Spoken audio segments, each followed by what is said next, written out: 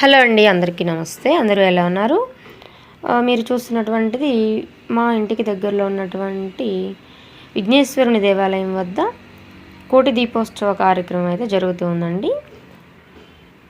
ఈరోజు కార్తీక పౌర్ణమి సందర్భముగా మా ఇంటి దగ్గర ఉన్నటువంటి విఘ్నేశ్వరుని దేవాలయం వద్ద కోటి దీపోత్సవం జరుగుతూ ఉందండి. అది కూడాను సహస్రలింగాలకు కోటి దీపోత్సవం అండి.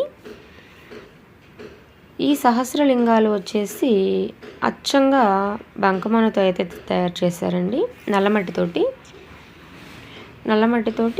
ఈ యొక్క సహస్రలింగాలను అచ్చంగా తయారు చేసి ఈ సహస్రలింగాలకు పౌర్ణమి అంటే కార్తీక పౌర్ణమి సందర్భముగా కోటి దీపాలతో కోటి దీపోత్సవ కార్యక్రమం విశేషమైనటువంటి పూజ అయితే జరుగుతుందండి. ఈ సంవత్సరం ప్రత్యేకంగా ఈ పూజా కార్యక్రమం అయితే జరగనున్నది.